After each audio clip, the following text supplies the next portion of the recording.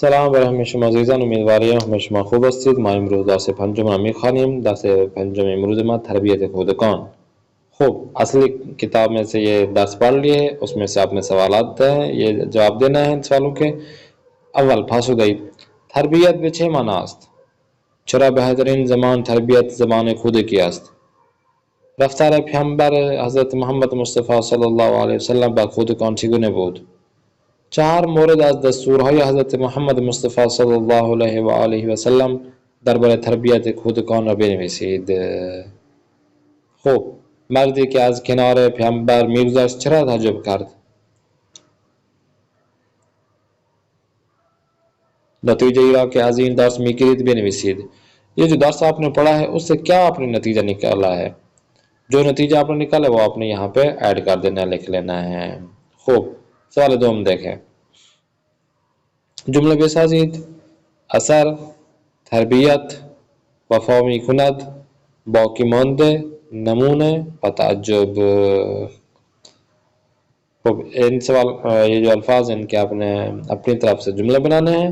سے جایگزین کنید، تبدیل کنید. جایگزین کرنا ہے، تبدیل کرنا ہے. جیسے کہ خداوند کسی را که با فرزندانش مہربانی نکند دوست ندارد. یہ جملہ ہے، اس پہ ان الفاظوں کو چینج کرنا ہے. جیسے کہ مسلمانان، تو کہاں پہ مسلمان آئے گا؟ خداوند مسلمانان را که با فرزندانش مہربانی نکند دوست ندارد.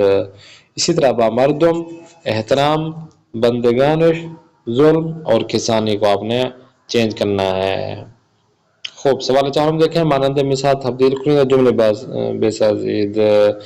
اب مثال نشست ہے تو نشاند. احمد فرزندش را روی زانویش نشاند. پوشیدن، پوشاند. خوابیدن، خوابیده تو خواباند. خورد، خوراند. تو ان کو آپ نے جملے پہ اپنے چینج کرنا ہے. 5 جملہ یزیرہ پہ زمانہ یا خاص تشریح تبدیل کنید. یہ جو آپ کے سامنے جملے دیے گئے ہیں ان کو آپ نے جو زمانے پہ بتایا کیا ان کو چینج کرنا ہے. جیسے پہلا جملہ مضارع خباری، دوسرا جملہ گزشتہ سادے، تیسرا جملہ مضارع مستمر، مستقبل پہ لاسٹ والا جملے کو چینج کرنا ہے. تصحیح کنید. تصحیح کرنا ہے، آگے پیچھے الفاظ ان کو سیدھا کریں گے تو آپ کا جملہ درست ہو جائے گا. ما میکوشیم تا زبان فارسی را به خوبی یاد میگیریم. تصحیح کرنا ہے کون سی اس میں غلطی ہے تو یہ آپ نے وہ غلطی بتا دینا ہے. اسلام از پاکیزگی و تمیز بودن اهمیت زیادی میدهد. 3 ما 5 درس از کتاب چهارم را خوانده اید. 4 علی لباسهایش را پوشاند. سوال هفتم دیکھیں. کامل کنید، مکمل کرنا ہے. ان کے هنوز 15 درس از کتاب چهارم کیا مانده است. جو آپ کو مناسب لگے کہ اس خالی جگہ پر مجھے لگتا ہے کہ یہ مناسب الفاظ رہے گا تو آپ نے یہاں پہ ایڈ کر دینا ہے تو آپ کا جملہ درست ہو جائے گا. سوال 8 دیکھیں. واجہ یزیرہ معنی کنید یا توضیح دہید. جو آپ کے سامنے الفاظ دیے گئے ہیں یا تو ان کے معنی لکھنا ہے یا ان کی توضیح دینا ہے کہ کیا یہ معنی رکھتے ہیں. گذشتن، وعدے، تربیت، شیوے اور پاکیزگی یہ آپ نے بتانا ہے. خوف مخالف واجہ زیرہ بنویسید. یعنی کہ مخالف جو اپوزٹ آتے ہیں الفاظ وہ آپ نے بتانا ہے. باقی ماند، کافر، درست، راست گفتن، پاکیزگی اور حرف زدن. تو ان کا جو اپوزٹ ہے مخالف وہ آپ نے لکھنا ہے. سوال دوم. نشان مفعول را اور حروف اضافے جو ہے اس کو آپ نے خرج گاؤں پہ لکھنا ہے.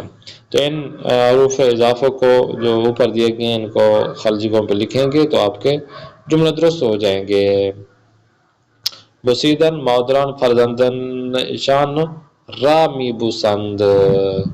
تو را، از، بے، برائے، روی، در، زیر ان کو آپ نے یہاں پہ ایڈ کر دینا جو آپ کو مناسب لگے تو آپ کا جملہ درست ہو جائے گا. آتے ہیں تمرین املا کی طرف. واجہ یہ مہم املا درس ہے. آج کے درس کا جو مہم املا ہے وہ یہ ہے. آغاز شدن، باقی، اثر و نتیجے، تربیت، تعجب، هیچ یک، درباره، انتخاب کردن، وعده دادن، دروغ گفتن و پاکیزگی. واژه صحیح را در جای خالی بنویسید. جو صحیح آپ کو لگتا ہے کہ یہ صحیح ہے یہ والا لفظ تو آپ نے اس کو ایڈ کر دینا پچھلے درس کی طرح. پاکیزگی ہے یا پاکیزگی ہے، تعجب ہے یا تعجب، بوکشید ہے یا بے کشید. تو جو آپ کو درست لگے وہ آپ نے اس میں ایڈ کر دینا تو آپ کو جملہ درست ہو جائے گا انشاءاللہ. نیکسٹ کلاس میں پھر ملاقات کرتے ہیں. اپنے میزبان قاری محمد آصف عثمانی کو دیں اجازت. خدا نگہدار. شما باشد.